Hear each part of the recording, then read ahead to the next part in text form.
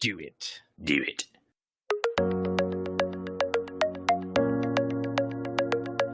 Welcome to the Austin Otaku Podcast, hosted by Jesse McDonald and Keith Good.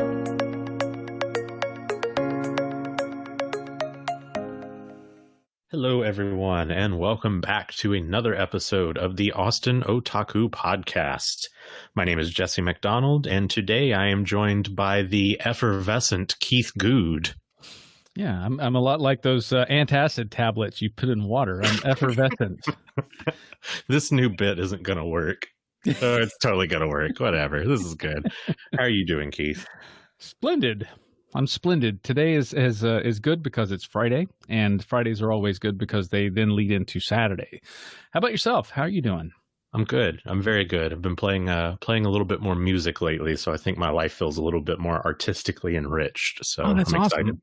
Yeah. I've actually pondered, and I've been pondering this for, I don't know, going on 5 years now, picking back up the guitar and playing. And I'll pick it up and I'll play it for a little bit and I'll go, I still suck at this, and then I'll stop. But really, you gotta just keep going at it, right? You should pick it up, man. We can do some like WebEx Zoom jams one day after work. There it is. No delay at all whatsoever. Yeah, it'll be great. So very excited for today's guest. Today we have on the show Melissa Fach. She's the U.S. editor for the SEMrush blog and the president of SEO Aware. She was formerly the community manager for PubCon and has garnered the nickname Mama Fach. I call her that so often. I think it pisses her off. It's so good. She has often been giving out electrolytes and survival advice to attendees for speakers. Formerly a volunteer of the Big Cat Habitat and Gulf Coast Sanctuary, one could rightly say that she is a tiger mom. Welcome to the show, Melissa. Thank you. And let me clarify and say that is not Big Cat Rescue in Tampa, the one that is in the Tiger King. It's a different, the original one, before you're asked 100 questions, okay? Because I get that a lot. So you were in no way affiliated directly with that bitch, Carol Baskin? No, not at all. So to clarify, it's Big Cat Habitat and Gulf Coast Sanctuary. Yes, they were there first, and then she came to Tampa and then just turned it into Big Cat Rescue. Big Cat Rescue, not a sponsor yet. Oh, jeez. We don't want you to get eaten by a tiger, Jesse. No, I would turn that down very quickly. Yeah, would we take that money? We're not that desperate. No, never. We'll keep funding this with our salaries for the time being, and then worry about that. I'm not too terribly worried about getting that bitch sponsoring the show. Yeah. This podcast brought to you by Summer Hours at Work. I hope our boss isn't listening. Yeah, totally joking. Please listen. Please That'd listen. Be great. Love us. Well, we won't get into too much into the big cat stuff, but I know you and I have had some conversations the past week or so online, and so it's really awesome. We chat mostly, you and I, at these conferences, and we haven't had a lot of time to sort of text back and forth, and I am back and forth, except for leading up into this particular podcast. So why don't you tell us a little bit about yourself, professionally, personally, and what would you like people to know about you? I don't know. Well, I've been in the SEO and marketing industry for 15 years. I think I've done okay career-wise. I don't know. You guys tell me. I think I'm okay. I think you've done well. You're doing fabulous. Okay. I have been married for 29 years. And dated him 3 years before that. So I'm one of those freakish people that met someone at 14 and then married him. I relate heavily with that. Yes, you do. I have a Star Wars addiction problem. As most people do. It was a huge part of my childhood. I'm the mom of 2 boys, same dad. One's 28, one's 17. Just we're clarifying. Everyone always just asks me, is it the same dad? I'm like, yes. What a bizarre random question to ask somebody. They ask it every time because of the big gap. Weird. But yeah, other than that, I mean, I think I'm a fairly nice and easy person to get along with. I don't I'm not one of the dressy ladies, and I have like my Hulk shirts and stuff are my favorite to wear out, which has made me a little bit of an outcast throughout my life. But hey, you're in with us. You're in with us. We respect the comic book references. I always love watching you present at the conferences because I know yours is going to include something that I personally consider cool as the design element. And maybe normies don't like it, but normies, they're just normal. Yeah, I just you can't have a boring presentation, you know. Nope. And this is something that I should probably mention. I have a bachelor's in psych and a master's in mental health, and one thing that they taught us was that if you want something to sit in long-term memory, you need to associate it, if you're teaching, with an image that is memorable to the person in the audience. So if you go back through my decks, the important stuff often has Deadpool or Captain America or something on it. You see, I have psychology in that, Keith. It's not just about being nerdy. It's true. Humans, for the most part, think in images. If you say the word horse to someone, no one spells out HORSE in their head. They see an image of a horse in their head. Yep. So, yeah, it definitely works. I took my share of psychology and studied quite a bit after college. In fact, I got really fascinated with the human mind back in my 20s because mine was pretty messed up then. Yeah. Weren't we all? I got into the big stuff about what part of the brain attaches to what, you know.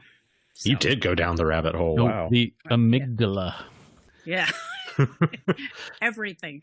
So, and then I went into marketing, but you use a lot of psychology in marketing, so I was good. Nice. Yeah. I bet you and Roger Dooley have a lot to talk about then, because he's a big psychology guy. We actually don't chat a lot. We chat on Facebook about stupid stuff. We don't really talk about psych, but we could. We could. We could. There's the connecting point. We're always looking for those connecting points on the Venn diagram. Always. Right. Yeah.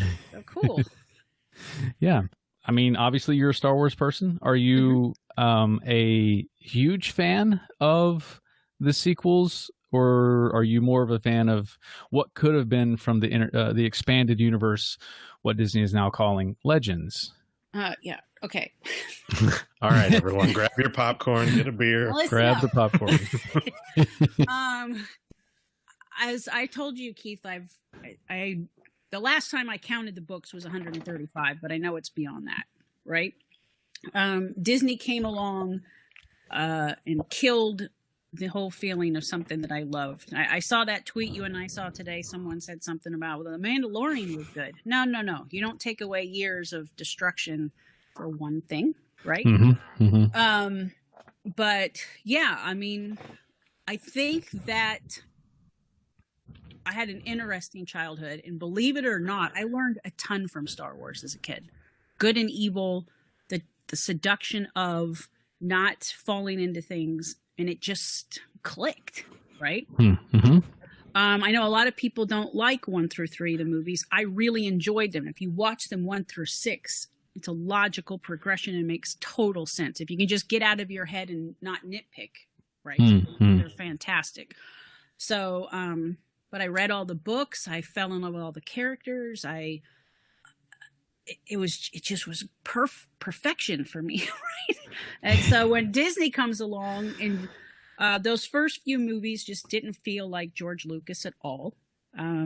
Everyone says they love Rogue One, and I get why they do from the Rey perspective. But to me, they did not give Rey her own unique movie. It almost seemed like a repeat of Luke.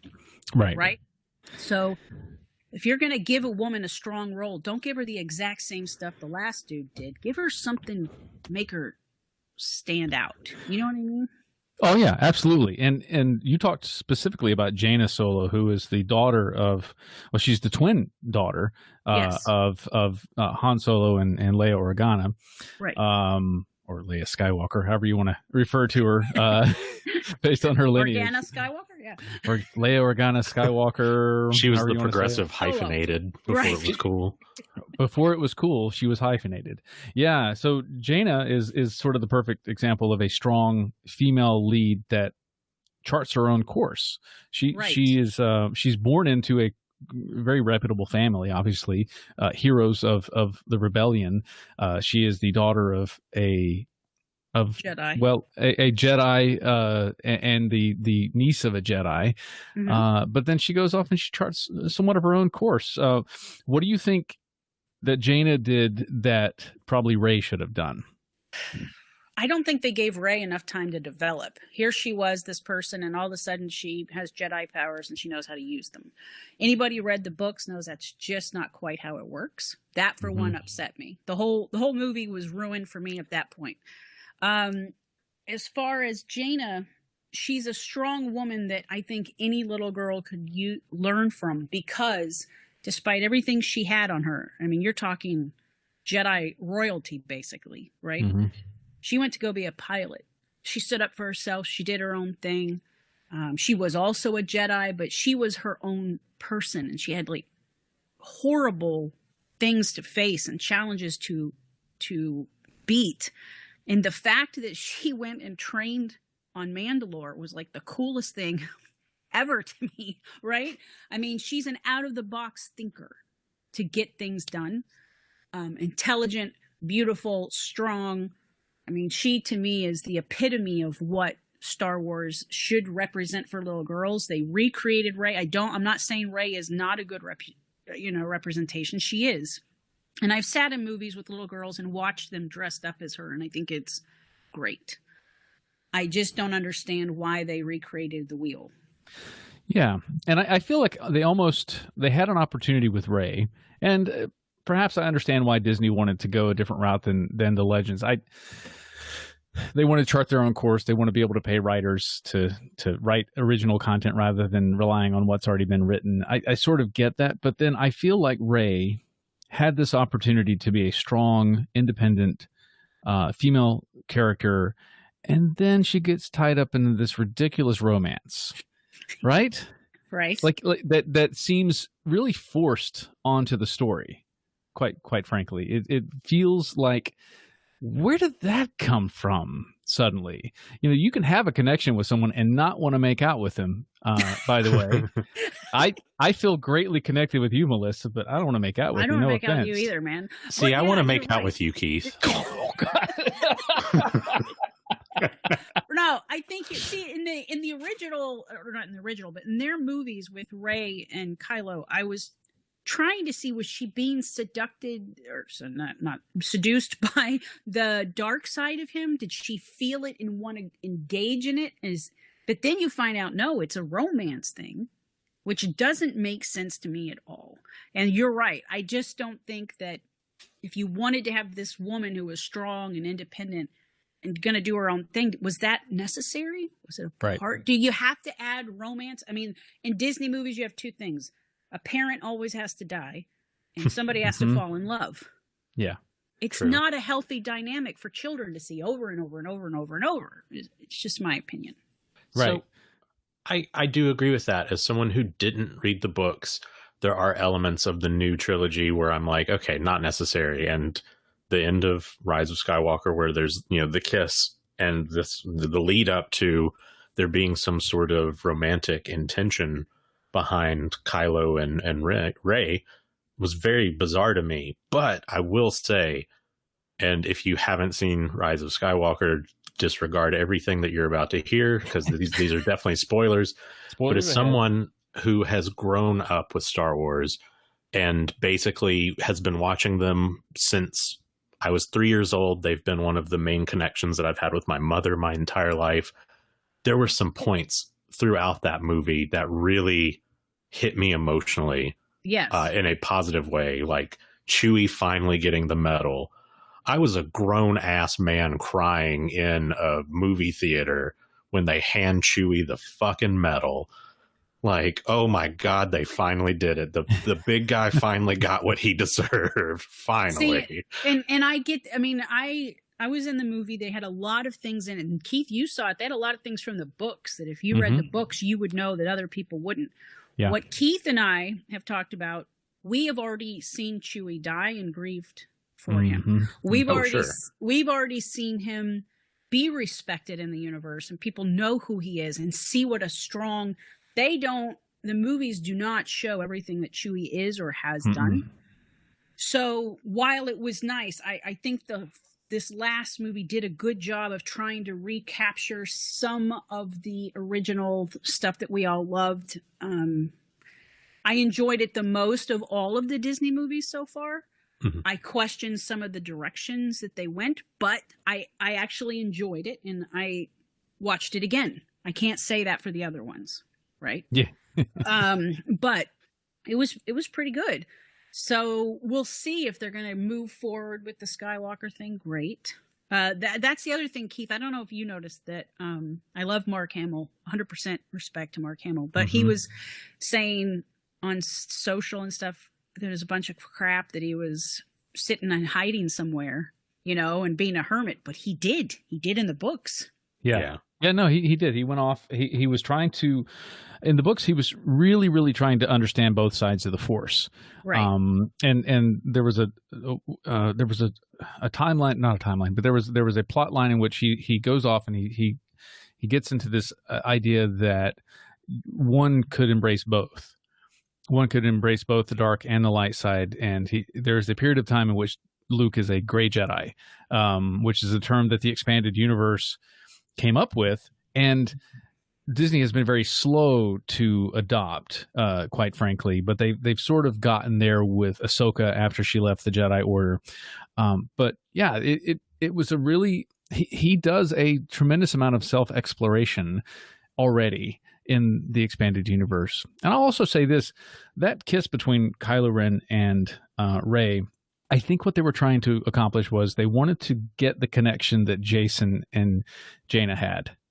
But they were brothers and sisters. In the books. That's what I mean. They wanted there to be they wanted there to be an emotional connection that would sort of legitimize this angry fighting back and forth. I just think the expanded universe version pulled it off a lot better because here's Jaina fighting Darth Caedus. Spoiler alert, by the way. And it's her brother, and she's rightfully pissed off at him for a number of things. And she's fighting in a way that Rey was fighting Kylo at the end, throughout the entirety of the third sequel. And that emotional connection had to be forced on Kylo and Rey, whereas it made sense with Jason and Jaina. So that's my thoughts on it. Yeah, it was hard. That's another reason that Luke left, was because Jason turned evil. But it was hard for me, and I recommend to everybody Legacy of the Force. There's the whole Yuuzhan Vong War series, which is a preemptive large, it's like reading Game of Thrones type of thing, that gives you a little bit of background for Jason, Anakin, and Jaina Solo, which is great.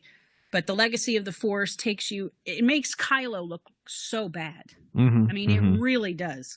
That's the best series. So if you get a chance, I'd read it. But it was a heartbreaking thing to have known Jason for so many books, see him turn into something evil, see his family try to deal with the aftermath of that and losing their child, not to death, but to evil. And then brother and sister fighting to the death, it was a great series. So it really was. And that Yuuzhan Vong War series was that was tough. And it really that was one of the things I actually liked about that series, was that it brought you to certain levels of despair. Yes. Where you kind of really lost hope that anything good could come out of it. And then of course, it's not that things turn around miraculously, but something happens. Again, I'm not going to spoil it, but really good series. I highly recommend anybody on listening to this podcast, pick up the Legends, start picking up the Legends. I personally would start with Heir to the Empire, but what would you recommend starting with? From the beginning, I've read them all. I will say this though, for people, depending on the Yuuzhan Vong leans a little, would you say, Keith, towards horror? Pretty much, because they're terrible. They're horrible. Yeah. And they do horrible things. Right. It's not a happy Star Wars book. No, these are evil, disgusting things. And you're talking, Keith nailed it with the word despair. There are so many books, and you're like, holy crap, how much worse can it get? But, and then people you love die in it. And so I don't know. I think there's something to learn from all of the books. But if you just need to get lost in the pandemic on the weekends, you could start with Yuuzhan and go into the Legacy of the Force and then go back. But I got, in the old books, Keith, they had like a table of contents where you could go through every book ever written. Yep. I just went down the list and read them from the start. Well, 135 plus books, I would say, yeah, you did. You probably read more than I did, to be frank, because there were some that I just really, I started reading and I kind of lost interest in them. I feel like that whole Han Solo, Chewie partnership series that they had, it's a little juvenile too in some cases. But I really, okay. That brings up a point. Okay. Finish, but I have an idea. Yeah, no, but that's one of the reasons I really, really liked what I read in Heir to the Empire, because this really helped sort of give you an idea of the aftermath after the destruction of the Death Star 2 over Endor. Yep. But speaking of Death Star, the Yuuzhan Vong wars give you a sense of really what they were for. The Death Stars, yes, were created for a reason, and it really wasn't to stifle the rebellion. Little known fact. Mm-hmm. Yeah, Jesse, you're gonna have to get reading, man. You gotta get reading, man. I need the kiddo to start taking care of herself so I can get on this shit. Come on, how old is she now? Horses are up running around by now. Oh yeah. 4 months. She's kind of lagging behind with this not walking, not talking, doesn't have a job thing. Babies are the worst humans. Mine's cool. So me and my buddy Kenny and Keith, you know Kenny. I'm talking about Kenny Madison. He's big in the improv community here in Austin. We worked together for several years. When Solo was announced, we had an idea, and I might dislike Solo because my idea is so awesome. My God, I wanted that movie to be like a Lethal Weapon version of Star Wars with Han and Chewie just bumming around space, being almost like a buddy cop movie. That would have been the absolute greatest. But no, now I know where the dice came from. At least there's that. And Darth Maul's in it. Ooh. It was a disappointment. That was my my hot take idea that I wanted to mention. So yeah, if that movie ever gets made, it's because someone heard it and stole it from myself and Kenny Madison. But yeah. Oh, Kenny's a creative guy. 100% Kenny's a creative guy.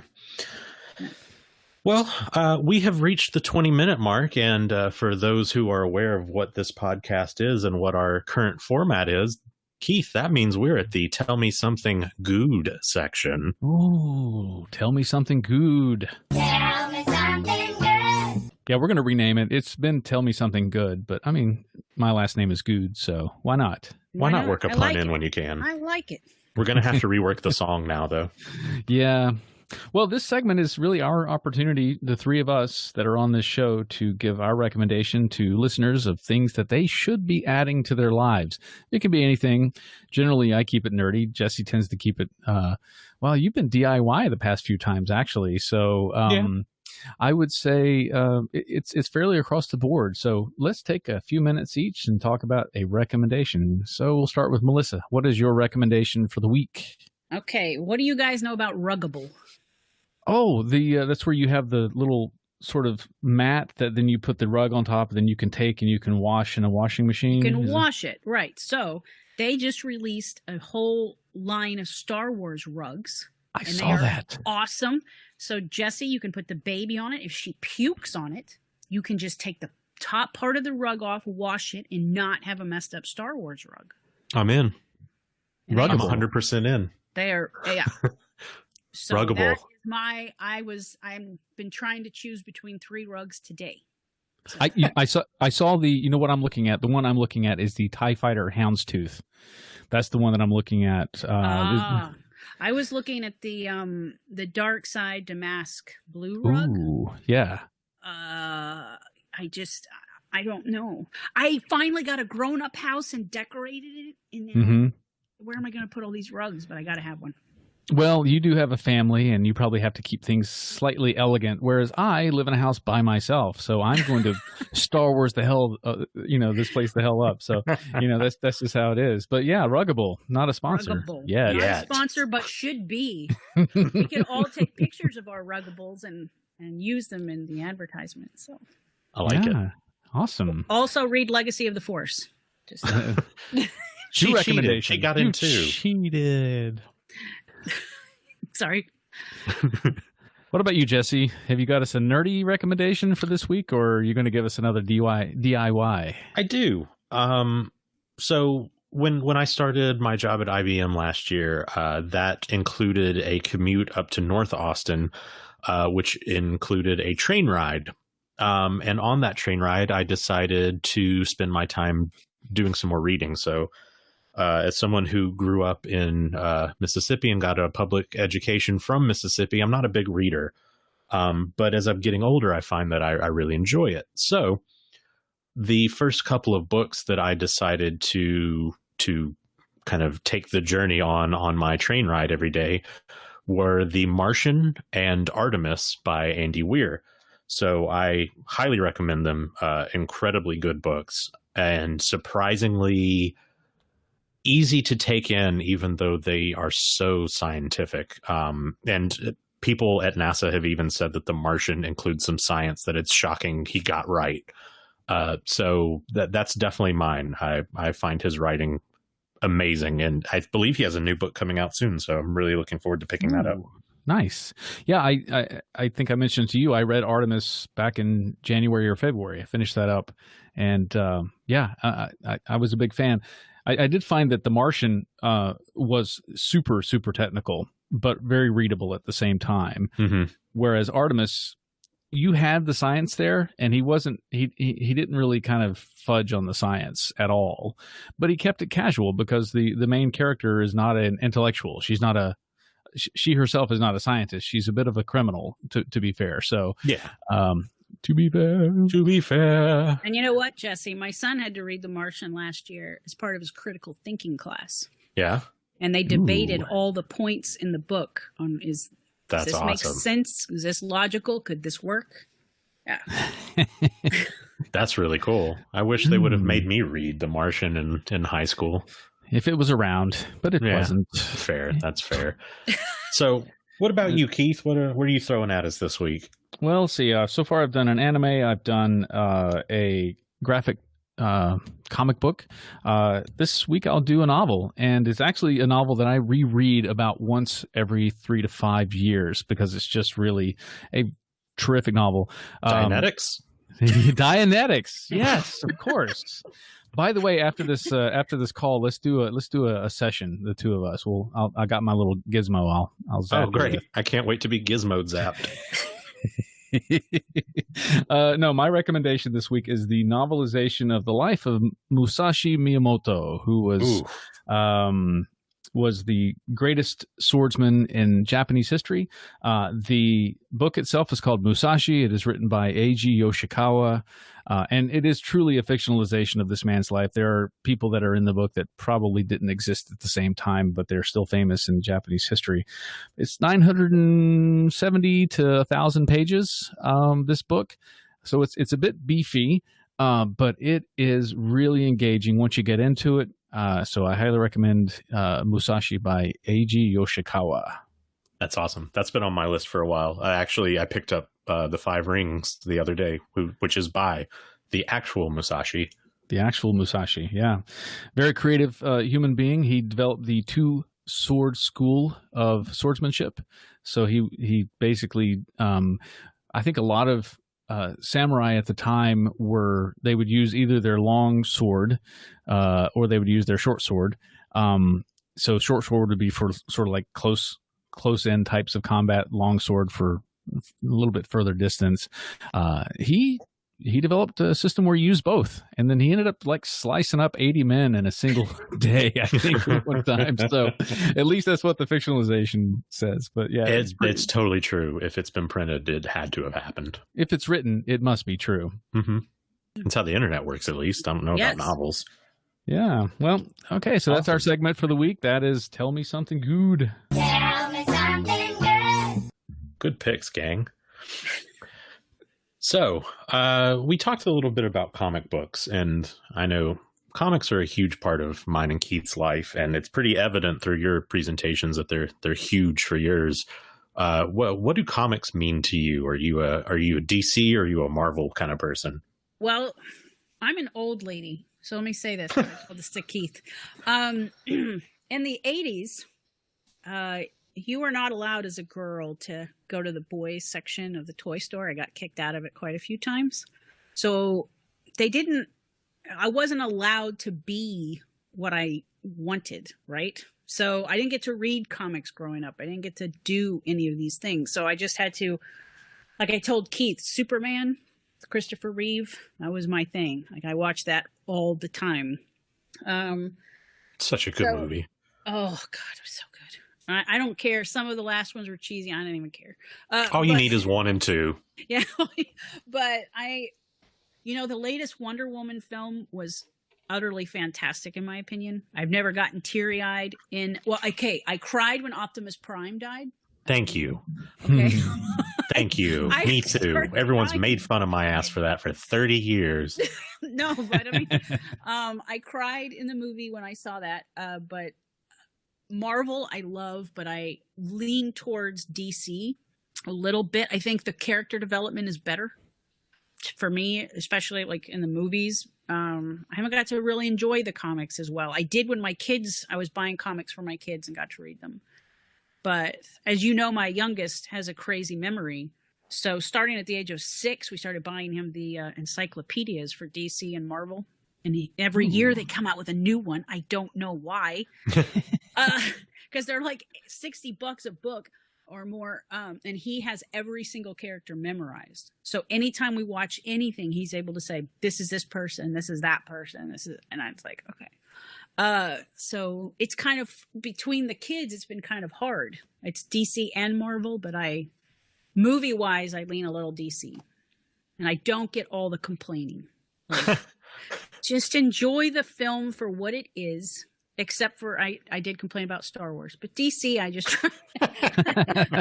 just enjoy it. Okay, but yeah. You had a lot more emotional investment in the Star Wars universe. It sounds like so. It's and at least you're not one of those fan persons who claims that Star Wars ruined your childhood. So at least you're not that. See, I don't know. The new Transformers movies really fucked with my childhood. Oh no. That's my world. Oh, dear. So have you gotten your son there's a book that came out last year, or maybe the year before, called Anatomy of a Metahuman. And it basically takes all of the superheroes and it sort of breaks down what their internal anatomy would look like. It's kind of almost like a medical reference dictionary. No, but I'm going to now. Yeah. So like what on earth would Superman look like on the inside? Because certainly a scalpel wouldn't be able to cut him open to find out. But what would sort of be how, for example, would Aquaman look on the inside if he's able to breathe underwater? So it's a very interesting book. We just had this debate, Keith, the other day about The Boys and Aquaman. Did you watch The Boys on Amazon? I did. So one guy there that can swim has gills, and Caden, my son, was like, why doesn't Aquaman have gills? And I'm like, I don't know. He's like, so we had this huge debate. He should have them. I'm like, you're right. He should, absolutely. But though I think in the Aquaman movie, didn't he develop something behind his ear? I believe. I don't know. Maybe I'm misremembering the Jason Momoa I'm sorry, I Aquaman movie. Jason Momoa's face and chest. So. I didn't look real closely behind the ear. I see. It's an erogenous zone, though. It's an erogenous zone. You got to keep that in mind. So I couldn't get past the dark hair. That's what the problem was. No, I'm just kidding. It was fun. Interesting. that is really interesting. Yeah, I sort of I'm almost the opposite, but maybe I'm just easy to sway. I do enjoy the Marvel series only because at least they're trying to stay semi-true to the comic books in those cases. The DC almost felt like they were trying a little too hard in some cases, but certainly I've watched them all, even the Green Lantern movie, believe it or not. I've seen it too. So here's the thing, though. I look at them as pure entertainment. We're not looking. It's not like a Christian watching the what is the Moses movie? The 12 Ten Oh, wait, Commandments? the Ten Commandments, like Yeah. this is not something that represents a religion Right. for everyone, but it some people to get into it that way, I guess. I don't know. Did you Yeah. get a chance did you get a chance to read the Metal series in DC? No. The dark universe where they've got the Batman Who Laughs. Oh, if I can, I'm going to break protocol here, and I'm going to make one more recommendation to you. I want to recommend the Metal series for you because it's a culmination of a bunch of different universes where Batman goes bad, and everybody, all the heroes kind of go bad, and they're all sort of gaining control of different universes as a result. It's a very dark. If you enjoyed Yuuzhan Vong, you'll love Metal. Okay. Is that the newer post New 52 series going on where it almost looks like a Judge Dredd Batman with the Joker's face? There is, yeah. So it's not really Judge Dredd. It looks more like a BDSM type of mask that he's wearing. It looked like a bondage mask he's wearing. But yeah, it's definitely, he's got the Joker's face in that case. See, my son is the one that is like that with Marvel and DC. This doesn't match up. This doesn't match up. This sucks. This is stupid. I don't like the movie. And I'm like, okay. See, the Marvel movies, Keith's right. They are closer to the comics, especially if you read the Ultimates series. Mm-hmm. The first Avengers is basically the first arc of the Ultimates. Yeah, I guess what I would like with Marvel movie wise is to get us in a different realm of someone's always coming to Earth to destroy stuff. We all get together, we stop them. I've seen it 9 times. Like, let's go to find another series and do something new. I think that's why Guardians of the Galaxy was so exciting when the first one came out, because it was different and it almost felt Star Wars-esque. Mm-hmm. Okay. Yeah. For me, at least. Yeah. Yeah, I really enjoyed Guardians of the Galaxy. 1, 2, Yeah. Okay. It was okay. It didn't ruin my childhood. I liked the first one. The second one was okay. Everyone hates me when I say I didn't like Ragnarok. Ragnarok is all right. I did not like it. I was disappointed. It was kind of like Iron Man 3 to me.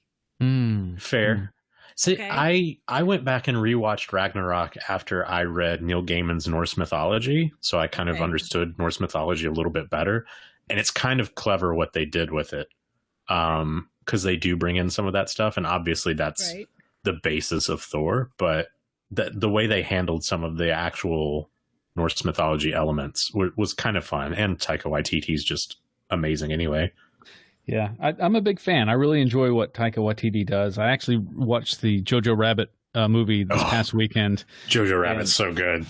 And it's just amazing. I feel like Taika Waititi just sort of popped out of nowhere, right? Mm-hmm. And now he's just everywhere, and he's amazing at the same time. So he and the episodes that he directed of The Mandalorian were really, really good. Oh, yeah. So there you go. I'm going to cheat too. Go watch What We Do in the Shadows. Oh, that's right. That's Taika Waititi. I almost forgot that.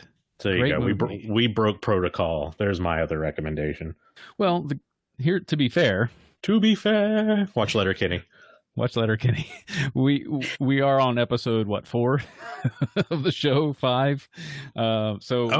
Yeah. We're not old enough to have a protocol yet. That's fair. We break the rules. We're the bad boys of SEO. Bad boys, bad I boys. don't see that, but okay. Do. You're the level-headed people of SEO, in my opinion. But Sure. Aw. I appreciate that. I'm glad I faked you into believing that. Oh, that is lovely. So you're also a huge Game of Thrones and Sons of Anarchy fan. yes, well, too. Sons of Anarchy I've watched in a row 11 times. What? I thought me watching it 3 times was crazy. Wow. Oh no, you find the connections. You realize how brilliant Kurt Sutter was. Mm-hmm.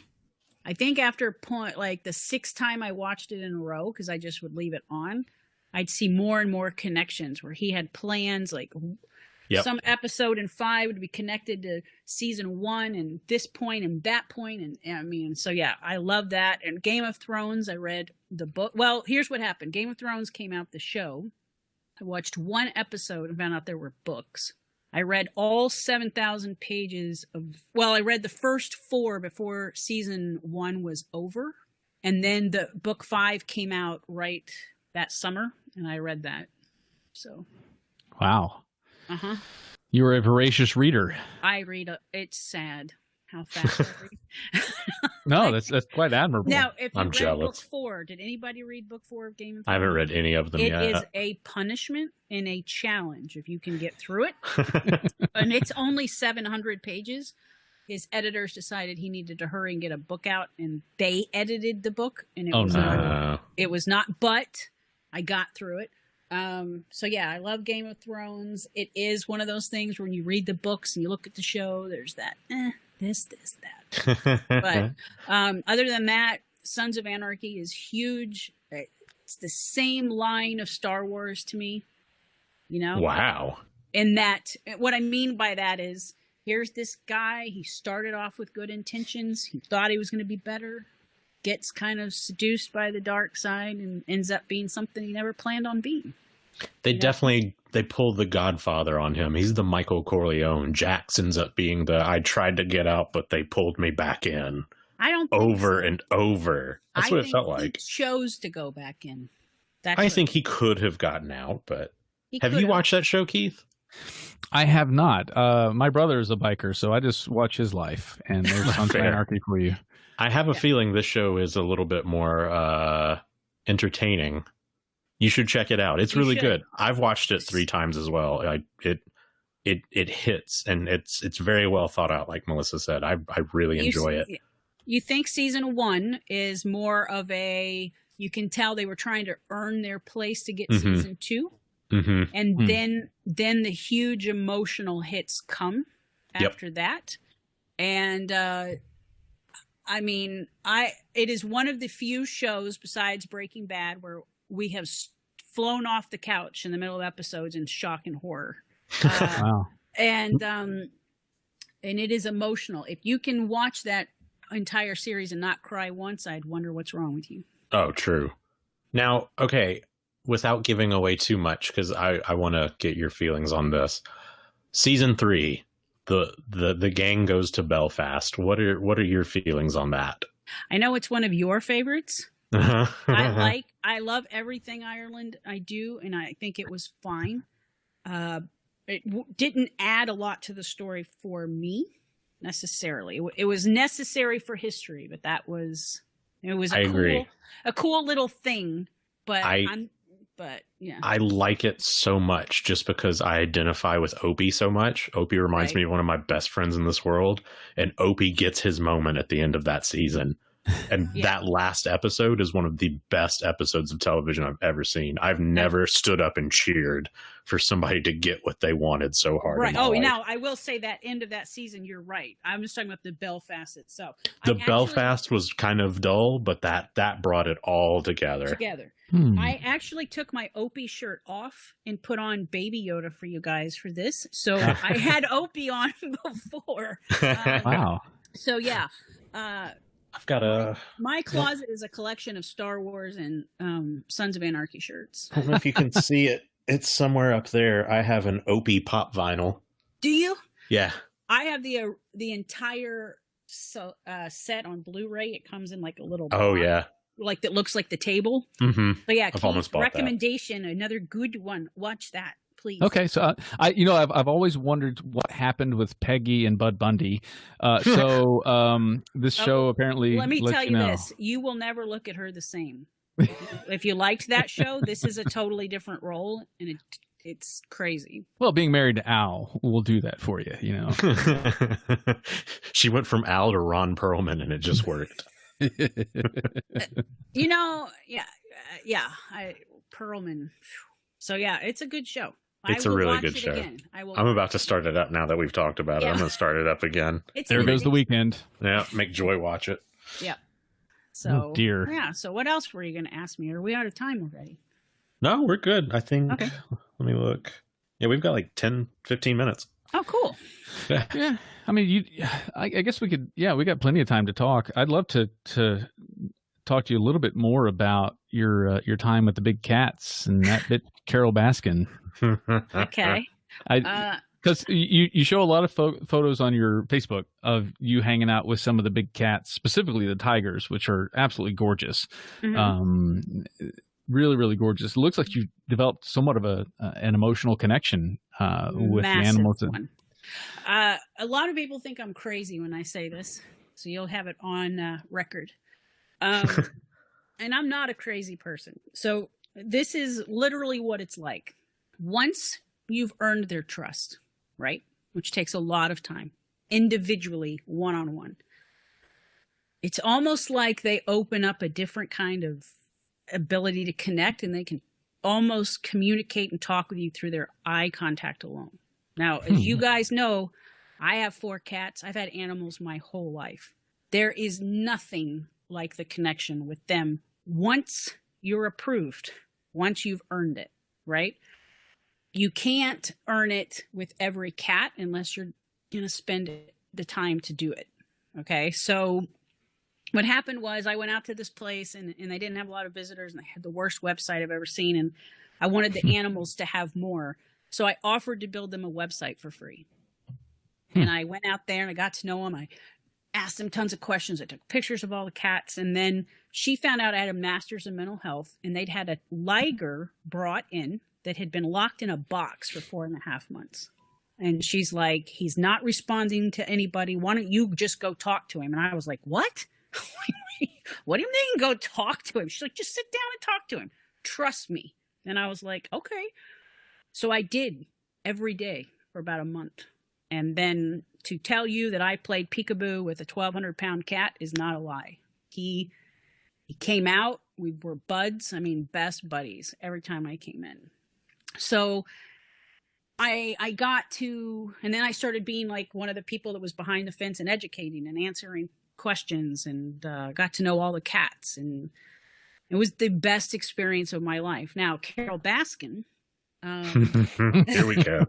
Carol Baskin did not like the growth or the improvement of the habitat. She did a really good job of marketing online and having a website, and she'd create these videos that she put on YouTube that were everything about all cats in cages were mistreated. That was her thing. She made a ton of money. She was making millions of dollars a year, and she made money off of fear and tearing people down. It was like the Inquirer of people that took care of animals. Now, the big cat habitat is different than Carol in that if Fish and Wildlife found, like in Tampa, a particular medical professional had a tiger in their house for 3 years. Fish and Wildlife found out, brought it to us. Wow. Right? Every cat that was there was somewhere it should not have been and needed a place to go. It's not, do they deserve to die because someone bought them and had them in their house? No. Someone has to take them, right? Well, she didn't like it when anybody else had cats. So she did just horrendous things. They showed it in the Tiger King where people would show up and take pictures, and she would show up at ours and we all knew. I had a phone. I'd be like, they're here, and they'd come remove them. And they'd start shouting things at us when we were educating people on the plight of tigers and extinction and everything else. So at one point she took a picture of me and had it up on her website as someone who abused animals just because I was standing in front of them. So we had another situation where I think 800 homes around the habitat got a letter that if a hurricane came, the cages were not up to code and they would fall apart and all of the big cats would get out and eat their children. That's so crazy. Oh my gosh. So Fish and Wildlife showed up and had a fit, not at us, but were mad that she would dare do it. I mean, you couldn't prove it was her. Yeah. But the targeted attacks on TripAdvisor, on Google reviews, every way that was possible, phone calls, emails, all just hateful. Wow. So yes. Funny, there's actually a timely element to this because I assume we've all seen Tiger King. According to TMZ, as of today, I believe, there's a Facebook group that is showing that they possibly have proof that she did kill Don Lewis, including a receipt right before his death or disappearance in 97 that includes a shit ton of fill dirt, shell, trash, topsoil, and equipment. So nice. I'm not one to fall into the TMZ game, but man, that bitch Carol Baskin, let's do this. Let's do this. She sounds so terrible. Funny. She's like a negative SEO, but for cats. Right. Here's the thing. if this woman cares about cats so much, right? Why would you just try and destroy another habitat that's taking care of them? Joe Exotic was a whole nother deal.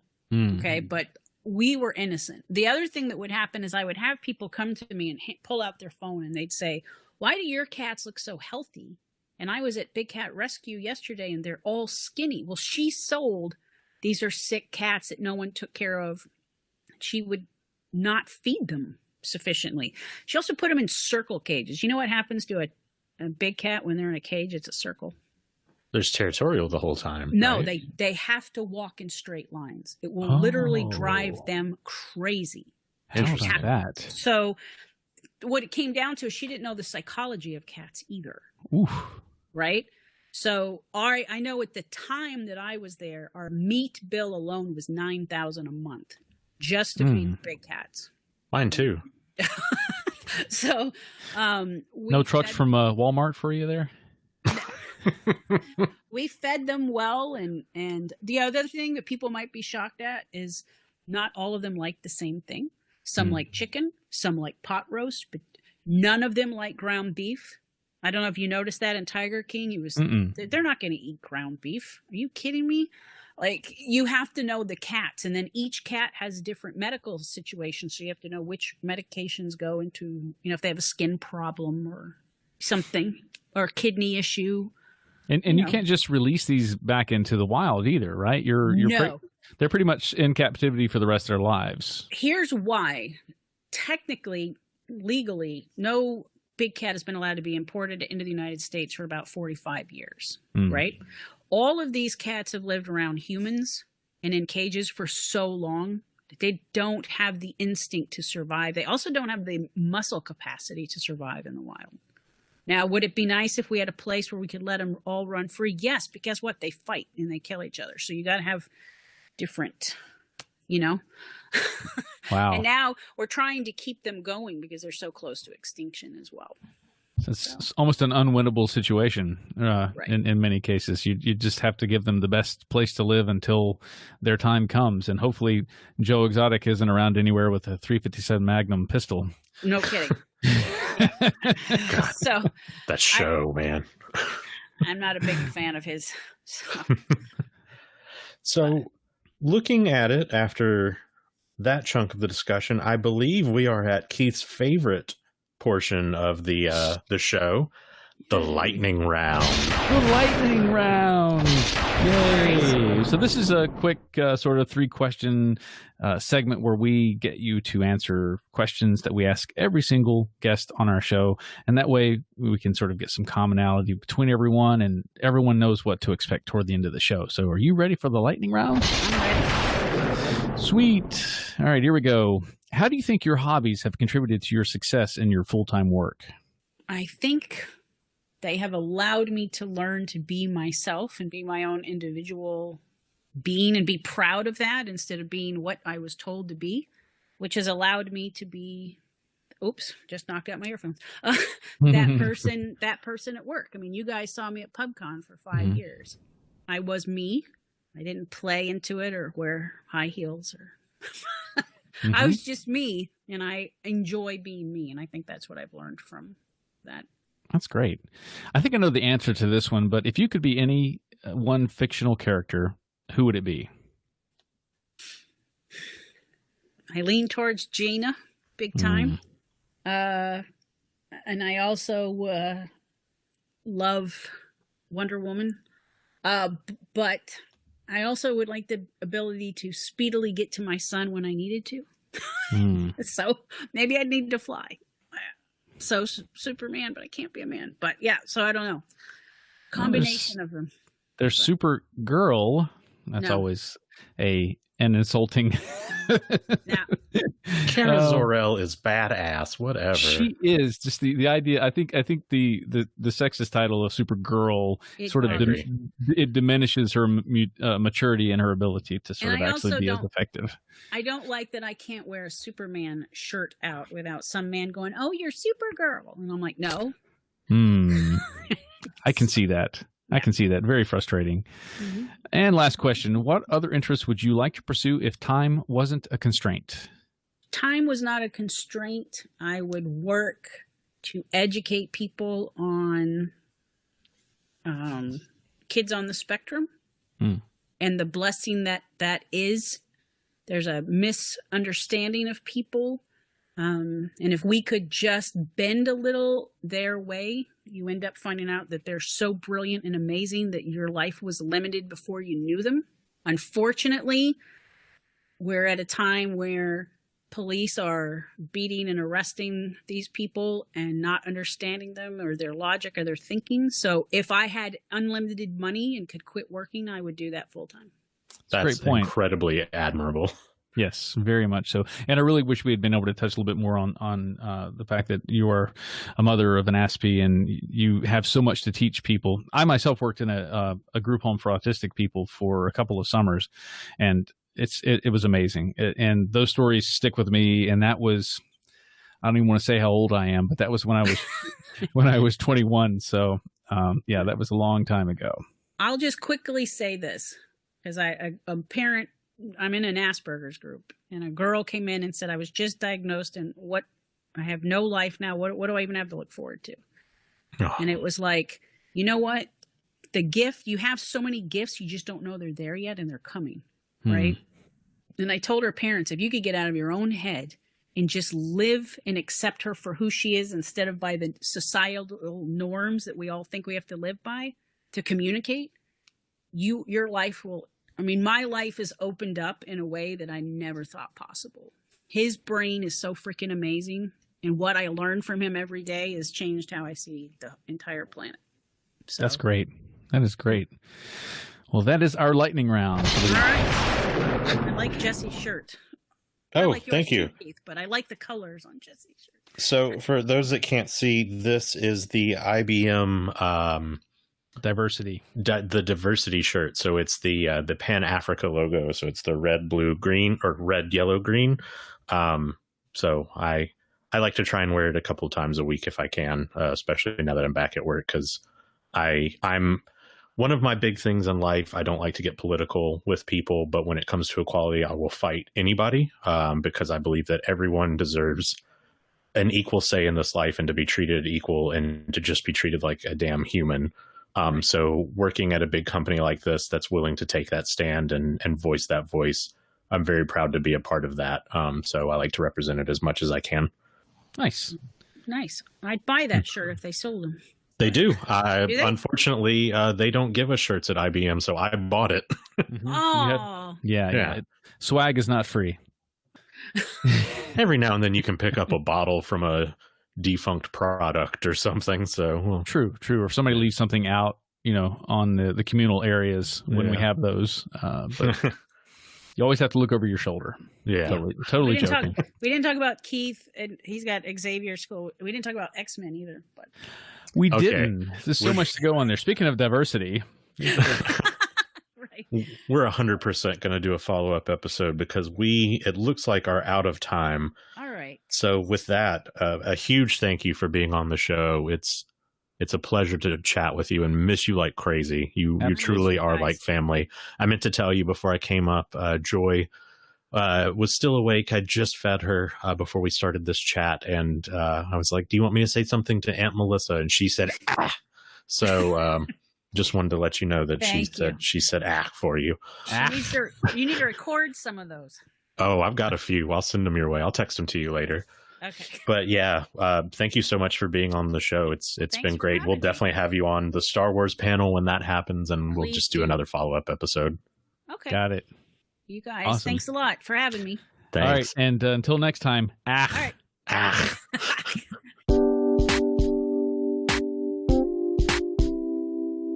This has been the Austin Otaku Podcast. To To learn more about us and our show, to be a guest, or to subscribe to our show, go to www.austinotaku.com and follow us on Facebook and Twitter.